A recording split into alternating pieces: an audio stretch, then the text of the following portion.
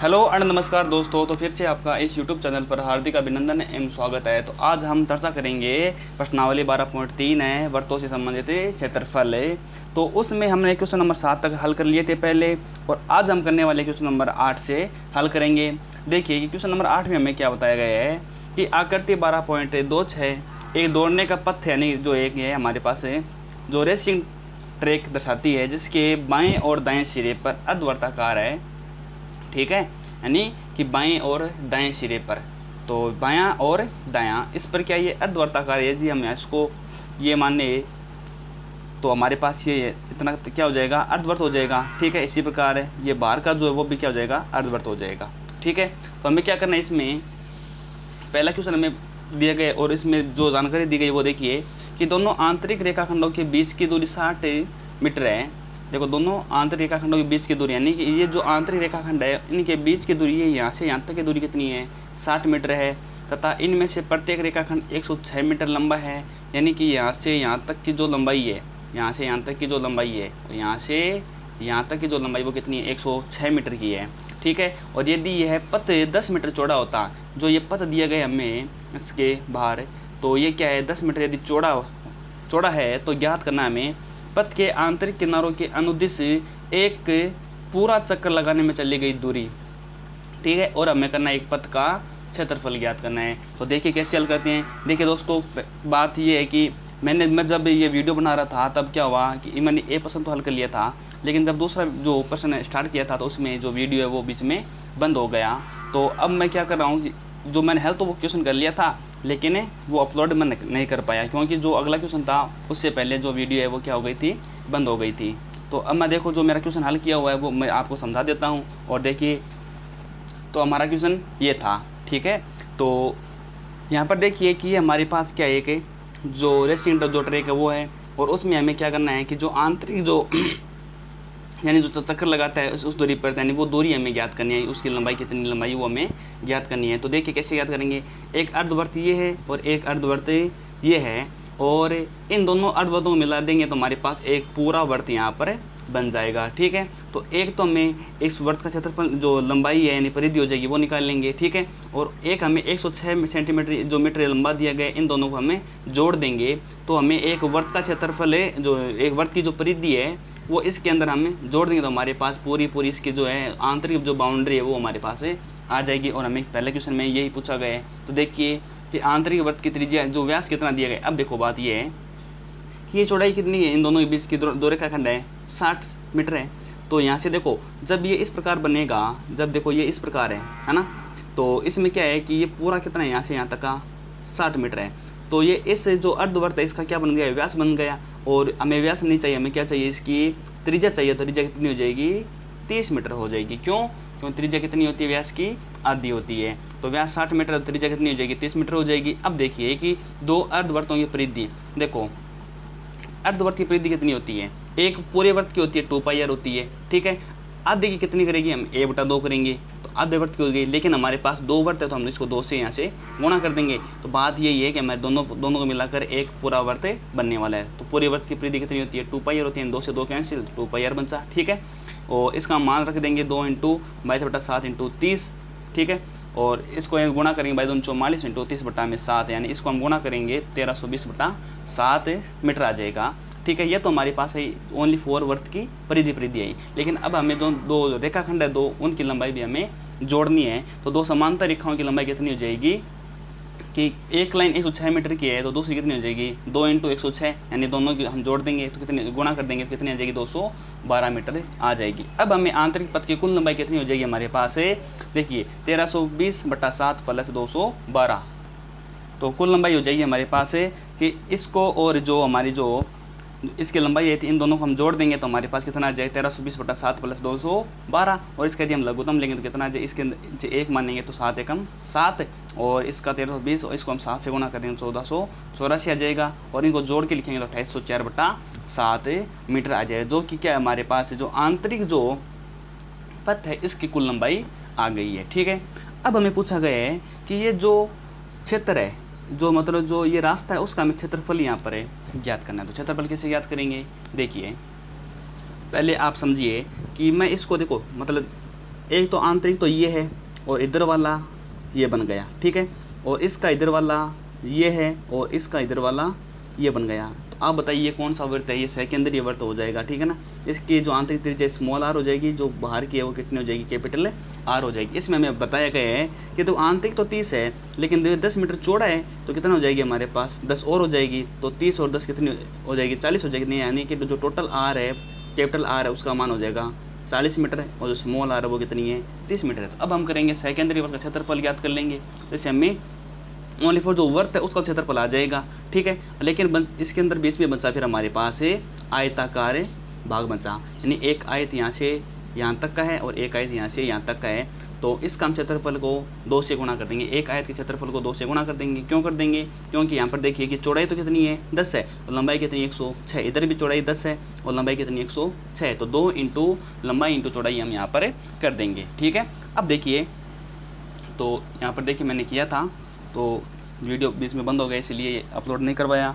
अब देखिए कि बाह्य वृत्त की त्रिज्या कितनी हो जाएगी, 30 + 10 यानी कि 40 मीटर हो जाएगी, और आंतरिक वृत्त की जो त्रिज्या वो कितनी हो जाएगी, 30 मीटर हो जाएगी। तो अब देखो सेकेंडरी वृत्त का क्षेत्रफल हमें पता है कि पाई आर स्क्वायर, यानी कैपिटल आर है बड़े आर की त्रिज्या, जो बड़े वृत्त की त्रिज्या माइनस पाई आर स्क्वायर यानी स्मॉल आर हो जाएगा, ठीक है।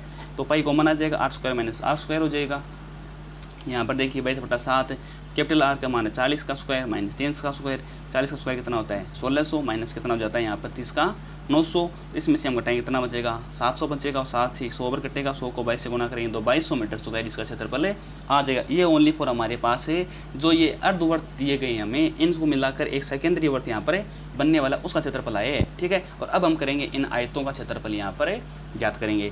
तो देखिए कि 2 आयतों का क्षेत्रफल कितना हो जाएगा, कि एक का कितना होता है लंबाई इंटू चौड़ाई होता है, तो 2 कितने का हो जाएगा 2 इंटू कर देंगे हम, तो 2 इंटू लंबाई कितनी है 106 मीटर है और चौड़ाई कितनी है 10 मीटर है। तो यहाँ पर देखिए 1060 को 2 से गुणा कर देंगे तो 2120 मीटर स्क्वायर यहाँ पर आ जाएगा। अब लेकिन हमें टोटल कुल क्षेत्रफल पूछा है तो हम करेंगे दोनों को जोड़ देंगे, तो अतः पथ का जो कुल क्षेत्रफल वो कितना आ जाएगा 2200 + 2120 मीटर, ठीक है। इसको हम जोड़ेंगे तो 4320 मीटर स्क्वायर हमारे पास आ जाएगा। ये हमारा कल का जो क्वेश्चन था, ठीक है। अब हम कंटिन्यू जो अगला क्वेश्चन है वो यहाँ पर हल करने वाले हैं। हाँ, तो क्वेश्चन नंबर 9 देखिए क्या है हमारे पास कि आकृति 12.27 में ए बी और सी डी के अंदर ओ वाले एक वृत्त के 2 परस्पर लंब व्यास हैं। देखिए कि हमारे पास ए बी और जो सी डी है जो के अंदर ओ इस पर क्या है लंबवत है, क्या है हमारे पास लंबवत यानी ये हो जाएगा इसका व्यास हो जाएगा ना, तो यहाँ पर 90 डिग्री का यहाँ पर कोण बनने वाला है 4, ठीक है। तो यदि ओ ए बराबर 7 सेंटीमीटर यानी कि ओ ए यानी 7 सेंटीमीटर, देखिए ओ ए बराबर होगी ओ सी के, ओ बी के, ओ डी के क्या होने वाली बराबर होने वाली है, यानी सभी की सभी ये क्या है 7-7 सेंटीमीटर की होने वाली है, ठीक है। तो छायांकित भाग का क्षेत्रफल हमें ज्ञात करना है। तो छायांकित भाग कौन सा है, एक तो इसके अंदर देखो छोटा वृत्त बन रहा है, बिल्कुल बन रहा है, ये 2 त्रिज्या हो जाएगी, ठीक है। तो इससे क्या बनेगा, ये एक त्रिज्यखंड बनेगा, और हमें देखिए त्रिज्यखंड का नहीं निकालना है हमें, ओनली फॉर यहाँ पर देखो ये वर्तखंड बन रहा है, तो हम एक वर्तखंड का क्षेत्रफल निकालेंगे यहाँ से और एक हम वर्तखंड का क्षेत्रफल निकालेंगे यहाँ से, और इन तीनों को हमें जोड़ देंगे तो हमारे पास टोटल छायांकित भाग का क्षेत्रफल आ जाएगा। क्या करना है हमें, एक वर्त का क्षेत्रफल निकालना है, 2 लघु वर्तखंड का क्षेत्रफल निकाल कर इन तीनों को हम जोड़ देंगे तो हमारे पास आ जाएगा छायांकित भाग का क्षेत्रफल। तो देखिए कैसे हल करते हैं इसको। तो देखिए यहाँ पर ये हमारे पास डायग्राम है, ठीक है।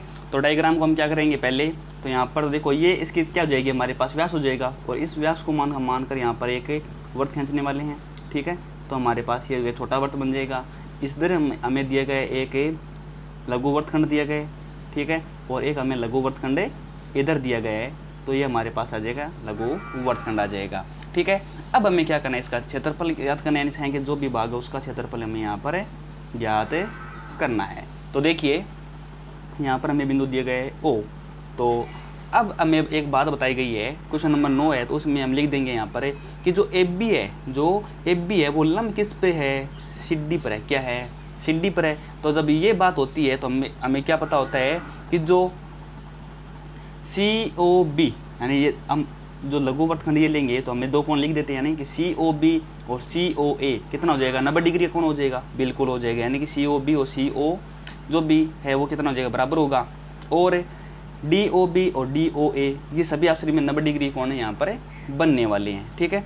तो हम यहाँ पर लिख देते हैं, तो इसलिए हम यहाँ पर लिख देते हैं कि सी ओ बी कोण सी ओ बी बराबर होंगे कोण सी ओ ए बराबर होंगे कौन है, क्या हो गया भाई यहाँ पर ए ओ डी बराबर होंगे कौन यहाँ पर बी ओ डी कितना होगा 90 डिग्री यहाँ पर होने वाला है। आगे बात समझ में आपको, चलो ठीक है।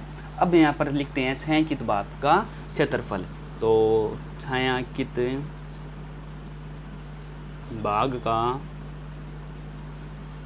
क्षेत्रफल है, ठीक है, वो क्या होगा हमारे पास है इस छोटे वृत्त का क्षेत्रफल, ठीक है।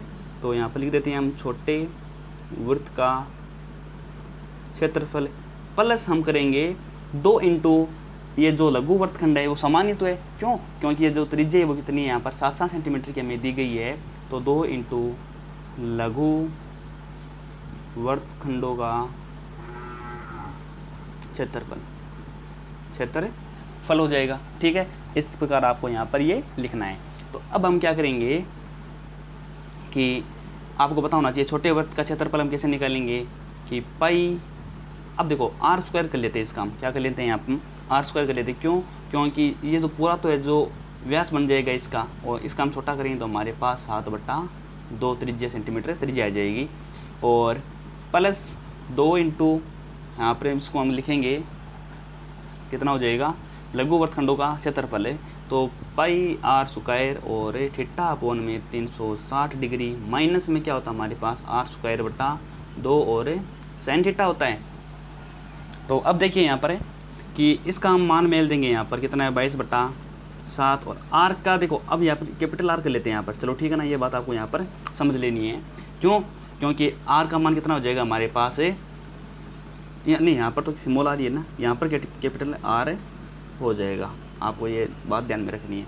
क्योंकि कि जो पहले हमें त्रिज्या दी गई थी वो कितनी थी 7 थी, लेकिन वो त्रिज्या 7 है वो इस वृत्त के लिए क्या बनेगी जो व्यास का काम करेगी, ठीक है। और उसके बाद हम करेंगे उसकी त्रिज्या निकालेंगे, तो वो त्रिज्या को हम मान लेते हैं स्मॉल आर मान लेते हैं, उसको मान लेते हैं हम कैपिटल आर, ठीक है। तो 22/7 और आर का मान हमारे पास कितना है 7/2 इंटू 7/2 प्लस 2 इंटू हम करने वाले हैं यहाँ पर कि अब देखिए आपको थोड़ा सा और हल करके 2 इंटू देखिए कि आर स्क्वायर यहाँ से कॉमन आ रहा है, बिल्कुल आ रहा है, और बट्टा में देखिए 2 कॉमन आ रहा नहीं यहाँ से, यानी 2 हम यहाँ से कॉमन ले लेंगे तो हमारे पास अंदर बचेगा पाई और थीटा अपॉन में 360 नहीं 180 बचेगा। आगे बात समझ में आपको, माइनस में कितना बचेगा हमारे पास है साइन थीटा। अब देखिए 7 से 7 कैंसिल हो जाएगा, 11 दूनी 22 हो जाता है, यहाँ पर कितना हो जाता है 22 हो जाता है, तो 11 7 17/2 हो जाएगा, ठीक है। और प्लस ये क्या होगा हमारे पास 2 इंटू आर का मान कितना है भाई, अब देखो कैपिटल आर है वो कितनी है 7 इंटू 7 होने वाली है, बट्टा में 2 जाएगा, ठीक है। 22/7 थीटा का मान है 90 डिग्री हमारे पास 180 माइनस साइन थीटा यानी साइन 90 डिग्री यहाँ पर ये हो जाएगा। आ रही बात समझ में आपको, चलो ठीक है। अब देखिए कि 77/2 प्लस 2 से 2 कैंसिल यानी 49 हो जाएगा, और इसको हम 0 से 0 और 9 दूनी 18, 2 से 2 11 दूनी 22 हो जाएगा, तो 11 बटा कितना हो जाएगा यहाँ पर 7, और माइनस में कितना हो जाएगा 1, क्यों साइन 90 डिग्री का मान कितना होता है हमारे पास 1 होता है, कितना होता है 1, ठीक है। और 77/2 प्लस अब देखो 49 को अंदर गुणा करेंगे तो हमारे पास क्या 7 से 49 कट जाएगा, 7 और 7 49, और 11 7 77 हो जाएगा, और माइनस 49 को 1 से गुणा करेंगे तो हमारे पास आ जाएगा 49 आ जाएगा। आगे देखिए कि 77/2 प्लस इसमें से घटाएंगे तो हमारे पास कितना बचेगा, कितना बचने वाले हैं 17 में से 9 घटाएंगे तो 8 बचेगा, और 6 में से 2 है 28 बचेगा, और बटा में हम 1 लिख सकते हैं यहाँ पर। इसको यदि हम हल करेंगे तो हमारे पास आएगा 2 लघुत्तम आ जाएगा, तो 77 प्लस 28 दूनी कितना होता है यहाँ पर 56 हो जाता है। इसको हम जोड़ देंगे हमारे 6 दूनी 12 1 13 होती है, हाथ पाई 1, तो 7 और 5 12 1 13 यानी अपॉन में 2 आ जाएगा। और इसके अंदर यदि भाग देंगे तो 2 6 की 12 1 बचा, और 2 6 की वापस 12 आ जाएगा 1 बचा, और 2 पंजो यदि पॉइंट होता है 0 लगाएंगे तो 2 पंजो 10 सेंटीमीटर में था, तो हमारे पास आ जाएगा यहाँ पर सेंटीमीटर स्क्वायर। यही हमारा क्या यहाँ पर फाइनल आंसर है इस क्वेश्चन का। अब हम चलेंगे अगले क्वेश्चन की ओर। तो अगला क्वेश्चन क्या है कि एक समबाहु त्रिभुज ABC का क्षेत्रफल है वो कितना हमारे पास 17,000 और 320.5 सेंटीमीटर स्क्वायर है। उस इस त्रिभुज के प्रत्येक शीर्ष को केंद्र बांधकर त्रिभुज की भुजा के आधे के बराबर की त्रिज्या लेकर एक वृत्त खींचा जाता है और छायांकित भाग का हमें क्षेत्रफल ज्ञात करना है। पाई बराबर हमें 3.14 लेना है और रूट 3 बराबर कितना लेना हमें 1.73205 लेना है। ठीक है, तो इसको कैसे हल करेंगे कि अब देखो हमें इस छायांकित भाग का क्षेत्रफल ज्ञात करना है।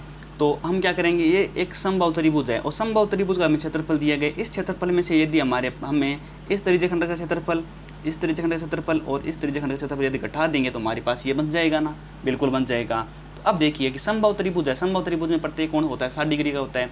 ठीक है, अब देखो हमें समान जो 3 त्रिज्यखंड है वो जो समबाहु त्रिभुज के क्षेत्रफल में से हम इसको क्षेत्रफल घटा देंगे। ठीक है, तो थीटा का मान हो जाएगा 60 डिग्री हमारे पास हो जाएगा। ठीक है, अब लेकिन हमें इसकी भुजा हमें नहीं दी गई है, तो इसकी हम पहले क्या निकालेंगे, भुजा निकालेंगे और फिर हमें यहाँ से जो इस भुजा की जो आधी है वो एक जो वर्त है उसकी क्या होने वाली है, यहाँ पर त्रिज्या होने वाली है। पहले हम इसकी त्रिभुज की भुजा निकालेंगे, फिर उसका आधा करेंगे तो हमारे पास से आर निकल कर आ जाएगा। तो यहाँ पर देखिए कि हमारे पास ये जो वर्त थे, ठीक है, इसका हम नाम दे देते हैं ए, बी और सी, हमें ये दिया गया है। तो अब देखिए पहले हम इसके क्या निकालते हैं, भुजा निकालते हैं। तो इससे पहले हमें इसका जो त्रिभुज का क्षेत्रफल दिया गया है, तो हम यहाँ पर क्वेश्चन कौन सा हमारा 10वां क्वेश्चन है। ठीक है, तो हमें दिया गया है कि समबाहु त्रिभुज कौन सा हमारे पास ए, बी, सी का क्षेत्रफल हमें दिया गया कितना है, हमें कितना दिया गया है भाई, हमारे पास यहाँ पर है 17,320.5 और सेंटीमीटर स्क्वायर हमें दिया गया है। तो इससे हम भुजा निकालेंगे, तो वो कैसे निकालेंगे, देखो इसका सूत्र क्या होता है हमारे पास है कि जो √3/4 इंटू भुजा स्क्वायर होता है, तो √3/4 इंटू क्या होता है, भुजा का स्क्वायर होता है। ठीक है, बराबर में हमें कितना दिया गया है 17,320.5 सेंटीमीटर स्क्वायर है। तो अब यहाँ से हमें निकालनी है, भुजा निकालनी है। तो हम क्या करेंगे कि भुजा का जो स्क्वायर है वो किसके बराबर होगा, 17,320.5 अपॉन में, देखो जो गुणा में थी वो तो जाएगी भाग के अंदर, जो भाग में है वो जाएगी गुणा में जाएगी। तो यहाँ से देखो जो √3 है वो है गुणा में इसके, तो वो जाएगी इसके अंदर भाग में, तो √3, और ये जो जो भाग में थी इसके जाएगी भाग में, तो ऊपर चल जाएगा 4। ठीक है, अब हमें क्या करना है यहाँ पर कि 17,320.5 इंटू 4 अपॉन में √3 की वैल्यू हमें कितनी लिखनी है, यहाँ पर 1.73205 ये हमें यहाँ पर लिखनी है। ठीक है, तो अब हम क्या करेंगे, अब आप देखिए कि इधर से यदि हम इसको पॉइंट हटा के लिखें तो हम क्या करेंगे कि इस संख्या के बाद में एक अंक है तो हम नीचे एक शून्य के साथ लिख देंगे। ठीक है, और यहाँ पर जो दशमलव के बाद कितनी अंक 1, 2, 3, 4 और 5 है, तो ऊपर हम 4 शून्य जो 5 शून्य यहाँ पर लगा देंगे। तो देखिए इसको हम लिखेंगे 17,320, अब 5 डायरेक्ट लिख देते हैं और इंटू में कितना है 4। ठीक है, और यहाँ पर देखिए 17,320 और 5 लिख देंगे। अब देखो ऊपर से नीचे कितना शून्य आएगा, एक शून्य आएगा। ठीक है, यहाँ से ऊपर कितना शून्य जाएगा, 1, 2, 3, 4, 5 जाएगा, तो हम यहाँ पर 1, 2, 3, 4 और 5 शून्य यहाँ पर भेज देते हैं। आगे बात समझिए आपको। ठीक है, अब देखिए ये दोनों संख्या क्या है, यहाँ पर समान है, इसको हम यहाँ से डिलीट कर देते हैं। ठीक है, और 1 0 से हम 1 0 काट देंगे, हमारे पास बचा 1, 2, 3 और 4 बिंदी बची, तो इसको हमें 4, 1, 2, 3 और 4। आगे बात समझ में आपको, तो हमारे पास आ जाएगा 40,000 और सेंटीमीटर में था तो सेंटीमीटर स्क्वायर। ये तो हाँ अच्छा, हमें भुजा तो निकालनी है, हमें क्या निकालनी है, भुजा निकालनी है, जो इसके बराबर हो जाएगा सेंटीमीटर स्क्वायर के बराबर ही होगा। ठीक है, अब हमें निकालनी है यहाँ पर भुजा निकालनी, क्या निकालनी है, भुजा निकालनी है। तो भुजा निकालेंगे तब हमारे पास क्या होगा, इस पर रूट लगेगा, तो इस पर जब रूट लगेगा तो इस स्क्वायर से कट जाएगा, सेंटीमीटर बचेगा, और इस पर हम रूट लगाएंगे तो हमारे पास बचेगा कितना आ जाने वाले, यहाँ पर हमारे पास 200 और सेंटीमीटर यहाँ पर आ जाएगा। यानी कि जो 40,000 है उसका जो रूट होता है कितना होता है, 200 यहाँ पर हो जाता है। कैसे, देखो 200 का यदि हम वर्ग करेंगे तो 2 का होता है 4 हो जाता है, और जो जितने भी शून्य उसको हम कर देते हैं डबल। ठीक है, तो 2 है तो हम यहाँ पर लिख देते हैं 4। ठीक है, ठीक इसी प्रकार ये हमारा यहाँ पर आने वाला है। तो अब हमारे पास क्या आ गई, जो समबाहु त्रिभुज उसकी भुजा निकल कर आ गई। ठीक है, तो अब हमें क्या बताया गया, तो कि जो भुजा थी उसका जो आधा है, यानी यहाँ से यहाँ तक का है, वो कितनी है हमारी, इसकी वर्ग की क्या होने वाली है, त्रिज्या होने वाली है। तो 200 की आधी कितनी होती है, 100 होती है। अतः हम यहाँ पर लिख देते हैं, अतः वर्त की जो त्रिज्या है वो कितनी हो जाएगी, 200/2 बराबर 100 सेंटीमीटर हो जाएगी। और अब हम यहाँ पर एक बात और लिख देते हैं, चूँकि समबाहु त्रिभुज में वर्त्य कोण 60 डिग्री का होता है। तो 60 डिग्री का होता है। तो अब हम क्या करेंगे कि हम इस त्रिभुज के क्षेत्रफल में से जो 3 त्रिज्यखंड यहाँ पर बन रहे हैं उसका क्षेत्रफल हम क्या कर देंगे, घटा देंगे। तो हमारे पास इस छायांकित भाग का क्षेत्रफल आ जाएगा। तो यहाँ पर देखिए हम यहाँ पर लिख रहे हैं छायांकित भाग का क्षेत्रफल है, छायांकित भाग का क्षेत्रफल। तो मैंने यहाँ पर लिख दिया है कि समबाहु जो त्रिभुज है उसका क्षेत्रफल हम माइनस करेंगे 3 इंटू त्रिज्यखंड का क्षेत्रफल करेंगे, क्योंकि यहाँ पर जो 3 त्रिज्यखंड वहाँ पर बन रहे थे। तो अब देखिए समबाहु हमें इसका क्षेत्रफल दिया गया, कितना दिया गया है, 17,320.5 सेंटीमीटर स्क्वायर दिया गया है। और माइनस हम इसका करेंगे। अब बताओ त्रिज्यखंड का क्षेत्रफल का सूत्र क्या होता है हमारे पास, क्या होता है भाई, पाई आर स्क्वायर और थीटा कोण में 360 है ना। और ठीक है, अब हम क्या करेंगे कि 17,320.5 माइनस, तो ये क्या इससे कैंसिल हो रहा है क्या, बिल्कुल यहाँ पर। चलो ठीक है, पहले हम वो मान रख देते हैं। तो 3 इंटू पाई का मान होता है यहाँ पर, पाई का मान हमें कितना लेना है भाई, 3.14 लेना है। कितना लेना है, 3.14 इंटू आर का मान कितना है, तो 100 इंटू हम 100 करेंगे यहाँ पर। आगे बात समझ में आपको। और थीटा में 60 होता है तो इसका, और बट्टा में 360 आ जाएगा। तो 1 0 से 1 0 कट जाएगा, 6 सकें 36 हो जाते हैं। ठीक है, और ये देखो ये भी तो गुणा में है, तो 3 एकम 3 और 3 दूनी यहाँ पर 6 हो जाएगा। इसको हमने यहाँ पर छोटा कर दिया है। अब आप क्या करेंगे कि देखिए 17,320.5 और माइनस इसको यदि हम करें थोड़ा सा और कर दे तो ये कितनी बार कट जाएगा, 50 बार कट जाएगा। 50 को हम 100 से गुना करेंगे तो कितना आ जाएगा हमारे पास, 5,000 आ जाएगा। और इसको हम लिख देते हैं यहाँ पर 5,000 इंटू 3.14, ये हमारे पास यहाँ पर तक हल हो रहा है। और आगे देखिए, आगे हम यदि इसको करेंगे तो हमारे पास यहाँ पर होने वाला है, देखो 5 को हम इससे गुणा करेंगे तो 500 कितना हो जाए यहाँ पर 20 हो जाता है। ठीक है, 5 एकम 5 और 5 2 कितना हो जाएगा 7। ठीक है, और 5 3 यहाँ पर कितना होता है 15 हो जाता है। और आगे देखिए 3 हमें शून्य लगाने हैं, तो 3 शून्य लगा देंगे हम यहाँ आगे। ठीक है, और तो 3 शून्य लगाएंगे तो 1 2 और 3, 1 2 और 3। अब देखिए दशमलव कितने बाद है, तो दशमलव 2 अंकों के बाद, तो हम यहाँ पर 2 अंकों के बाद यहाँ पर लगा देते हैं। हमारे पास आ जाएगा 15,700। कितना आ जाएगा, 15,700 आ जाएगा। तो इसमें से हम ये घटा देंगे यहाँ पर। तो यहाँ पर देखिए इसको हम घटाते हैं, तो 5 में से 0 घटाने पर 5 बचेगा, पॉइंट 0 में से 0, 2 में से 0 आ गए 2, और 13 में से 7 घटाएंगे तो कितना बचेगा, 6 बच जाएगा ना, 6। और यहाँ पर कितना बचा हमारे पास, 6 में से 5 घटाएंगे तो 1 बचेगा, यानी 1620.5 आ जाएगा। कितना आ जाएगा, 1620.5। और सेंटीमीटर था तो सेंटीमीटर स्क्वायर। यही हमारा क्या है, इसका क्षेत्रफल है, यानी छायांकित भाग का जो क्षेत्रफल है जो आ गया है। अब हम अगले क्वेश्चन की ओर चलते हैं। अगला क्वेश्चन है क्वेश्चन नंबर 11 कि एक वर्गाकार रुमाल पर 9 वर्ताकार डिजाइन बनी है। कितने बनी है, 9 वर्गाकार डिजाइन बनी हैं, जिनमें से प्रत्येक की त्रिज्या कितनी है, 7 सेंटीमीटर है। देखो जो रुमाल है उसकी त्रिज्या कितनी है, 7 सेंटीमीटर है। आपको पता होना चाहिए इसके 7 सेंटीमीटर, इसका व्यास कितना हो जाएगा, 14 सेंटीमीटर हो जाएगा। इसका भी 14 सेंटीमीटर, इसका भी 14 सेंटीमीटर हो जाएगा। ठीक है, तो रुमाल के शेष भाग का क्षेत्रफल हमें यहाँ पर करना है, ज्ञात करना है। तो अब देखो हम क्या करेंगे, जो शेष भाग, ये जो बाउंड्री यहाँ पर जो बन रहा है, जो खाली स्थान बन रहा है, उसका हमें क्षेत्रफल ज्ञात करना है। तो कैसे ज्ञात करेंगे कि वर्ग का क्षेत्रफल माइनस हम करेंगे 9 वर्तों का यहाँ पर क्षेत्रफल है, घटा देंगे तो हमारे पास जो भी ये खाली स्थान जो बनता है उसका शेष भाग है उसका क्षेत्रफल यहाँ पर आ जाएगा। लेकिन अब वर्ग की भुजा कहाँ से निकालेंगे, आपको पता होना चाहिए कि ये 14 सेंटीमीटर का है, ये भी 14 सेंटीमीटर का है और ये भी 14 सेंटीमीटर का है। तो यहाँ से यहाँ तक की दूरी इस दूरी के बराबर ही तो है। तो 14 एकम 14, 14 दूनी 28, 14 3 42 हो जाता है। तो इसकी जो भुजा है वो कितनी आ जाती है, यहाँ पर 42 सेंटीमीटर आ जाती है। तो देखिए कैसे हल करते हैं इसको। तो यहाँ पर देखिए थोड़ा सा ये जो डायग्राम है वो सही नहीं बनाए, ठीक है, और आप इसको क्या करना है, थोड़ा सा एडजस्ट कर लेना है। तो अब देखिए हमें क्या दिया गया है कि ABCD क्या है, यहाँ पर एक ABCD एक क्या है, वर्ग है, क्या एक वर्ग है। ये बात आपको पता है, बिल्कुल पता है, ठीक है। अब देखो हम यदि इस वर्ग की भुजा निकालेंगे तो वर्ग की भुजा कैसे निकालेंगे। अब आपको पता होना चाहिए कि जो वर्ग की भुजा हमारे पास क्या होगी, मैंने आपको पहले समझाया था। इसकी हमें जो त्रिज्या वो 7 सेंटीमीटर दी गई, तो व्यास कितना हो जाएगा, 14 हो जाएगा।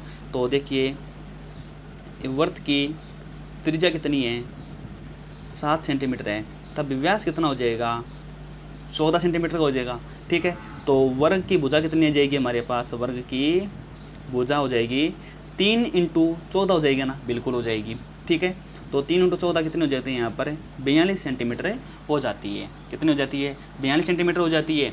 अब हम ये क्या करना है, जो इसका क्षेत्रफल निकालेंगे, तो वर्ग का क्षेत्रफल क्या निकालेंगे हम, पहले वर्ग का जो क्षेत्रफल वो निकाल लेंगे। वो कितना होता है हमारे पास, भुजा का स्क्वायर होता है, बिल्कुल होता है भाई। तो भुजा का स्क्वायर करेंगे तो 42 का स्क्वायर कितना होता है, 1764 हो जाता है सेंटीमीटर। यहाँ पर हम स्क्वायर कर देंगे। आगे बस समझ में आपको, ये तो हमारे पास इस वर्ग का क्षेत्रफल है। अब हम क्या करें, हमें क्या करना है कि जो 9 एक समान के इसके अंदर है वर्ताकार जो रुमाल है, उसका हम क्षेत्रफल यहाँ पर घटा देते हैं।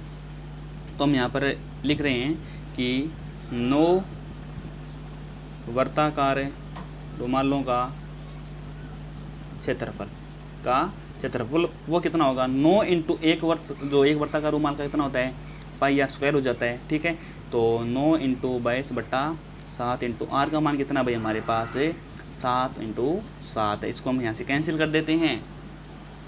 तो आगे देखिए कि 9 × कितना हो जाता है, यार 22 इसको यदि हम गुना करेंगे तो 9 × 36 और 9 × 45 और 3 48 और कितना, 9 × 9 और 9 और 4 13, तो 1386 और इसका सेंटीमीटर आ जाएगा। ठीक है, अब हमें क्या करना है कि इसमें से हमको ये घटा देना है, तो हमारे पास जो भी शेष भाग है उसका क्षेत्रफल आ जाएगा। तो छायांकित भाग का क्षेत्रफल देखिए, छायांकित भाग का क्षेत्रफल वो क्या करेंगे हम, वर्ग का क्षेत्रफल हम करेंगे 1764 माइनस 9 वर्ताकार का हो कितना है, 1386। इसको यदि हम घटाएंगे तो 14 में 6 घटाएंगे कितना बचेगा, 8 बचेगा। ठीक है, और यहाँ पर कितना बचा हमारे पास, 1764 था 6 और कितना 5 में से 15 में से 8 घटाएंगे कितना बचेगा हमारे पास 7, और या फिर हमारे पास बचा यहाँ पर 4 और कितना हो गया 14 13 यानी 3 बच गए ना, तो 378 कितना हो जाएगा हमारे पास यहाँ पर 378 सेंटीमीटर स्क्वायर। और ये हमारा क्या यहाँ पर फाइनल आंसर है। तो ये सारी क्वेश्चन आपको समझ में आ गए होंगे। ठीक है, तो अब हम आज के लिए इतना ही करेंगे। जो अगले जो क्वेश्चन है वो हम अगली वीडियो में हल करने वाले हैं। ठीक है, तो ये वीडियो आपको पसंद आए तो आप इसको लाइक करना, शेयर करना कमेंट में हमें ज़रूर बताना कि ये वीडियो आपको कैसा लगा। ठीक है, आज के लिए इतना ही, धन्यवाद।